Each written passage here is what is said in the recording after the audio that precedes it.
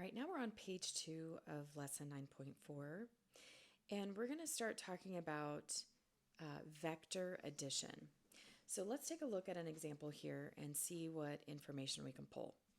So we have a girl named Jessica, and she leaves her home and walks 2 miles due east and then 5 miles southwest. So 2 miles due east, I'm going to go ahead and draw that this way. So 2 miles due east. And then she's doing 5 miles southwest, assuming that the direction of southwest is a 45-degree turn. So southwest is this direction, so a 45-degree turn would be kind of like that. And then my vector addition would be from the tail of one to the tip of the other, right? So this is 5 miles. And again, this is not to scale. This is just a rough estimate. And 2 miles. Okay, although Jessica has walked 7 miles total, a faster route would be to take the direct route walking diagonal. So that would be that R that we're talking about. Use a trigonometric law to find the length of this faster route. Okay, so if we want to find the value of R, and I think ultimately they probably want the direction that we're going, but let's go ahead and take a look at it. I'm going to make an XY chart. Your book is not going to have you do this, but this is the easiest way to keep your X's and Y's together because ultimately your total is going to be your X squared plus Y squared, and those come from these total values. So let's go ahead and take a look. So this first one, the blue vector, is 2 at 0 degrees, right? It's going due east. If I take a look at my 5 mile one, if this is 45 degrees, right, it would be a full 180 and then that 45 degrees. So it's actually at a degree of 225 degrees. So that's probably the most difficult part of this whole thing. So if you're not sure how to get those angles, just let me know. I'm happy to help you. Okay. So if we have 2, so I'm going to stick this one in the same color as the vector. If we have 2 and x is associated with cosine, so cosine of 0 degrees. And then y is going to be 2 sine 0 degrees. Well, we do know that sine of 0 degrees is 0, so that's going to end up giving us a 0. And then for the 5 miles, I would do 5 times the cosine of 225 degrees, and then 5 times the sine, the sine of 225 degrees. Okay, so when I do that, I've already done that here on another sheet, I end up with negative 1.54 on my x, right? Because my 5 miles is going to move further to the west. And then my y value is negative 3.54. So that's my new x and y that I'm going to actually use to find my resultant. So I would do negative 1.54 quantity squared plus negative 3.54 quantity squared. There will be times where I don't put the negative in, only because when you square something, the negative goes away.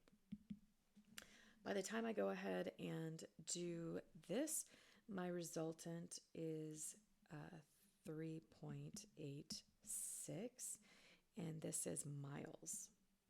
Okay, so instead of walking 7 miles, you could walk 3.86 miles.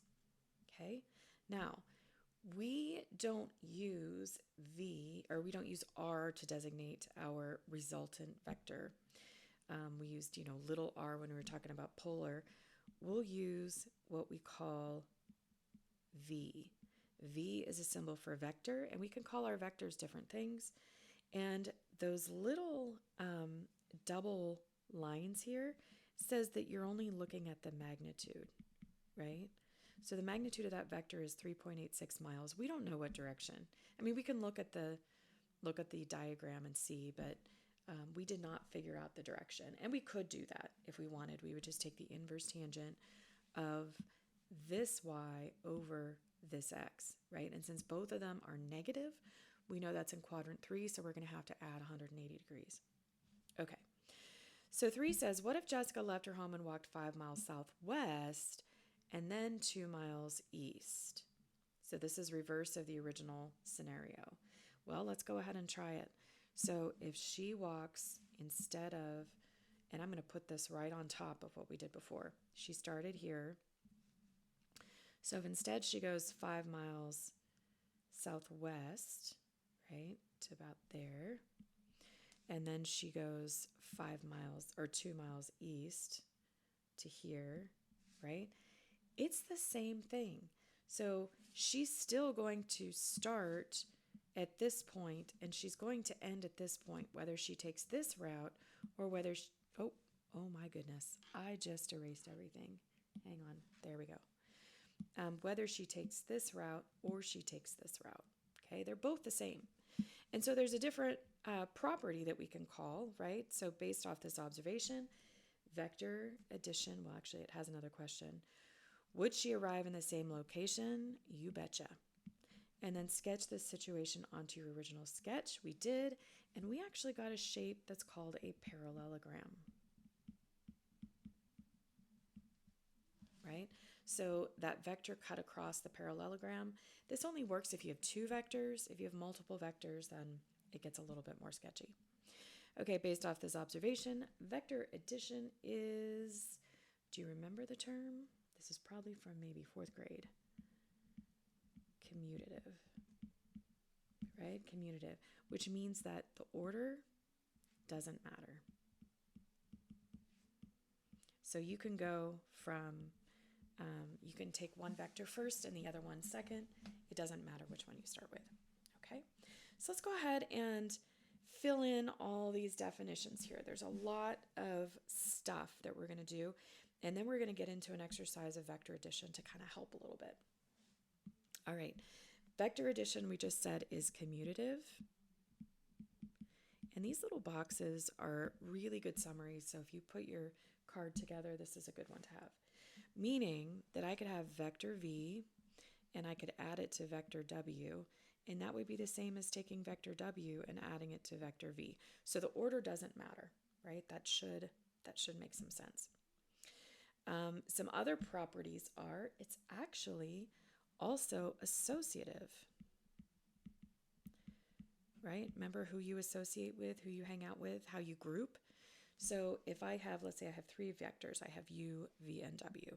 So if I have vector u, vector v, and vector w, it doesn't matter if I group v and w together, I still can get the same answer as if I have u and v together, and then w on the side.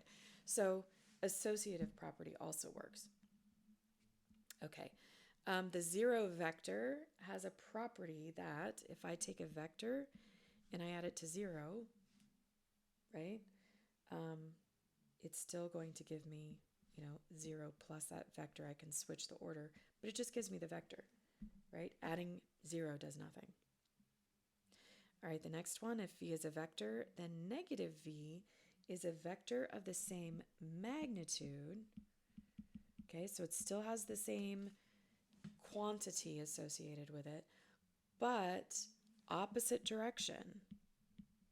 And we did that when we went from our polar, right? So if we had like -2 pi over 6, we knew that was the equivalent of 2 at 7 pi over 6, right?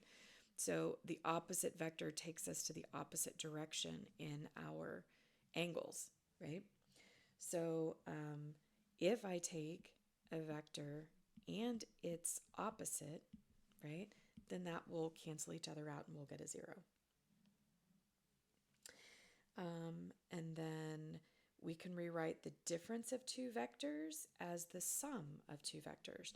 So vector v minus vector w is the same as vector v plus a negative W. And I know it doesn't seem like it makes a lot of sense now, but when we talk about vector addition, we really don't talk about vector subtraction.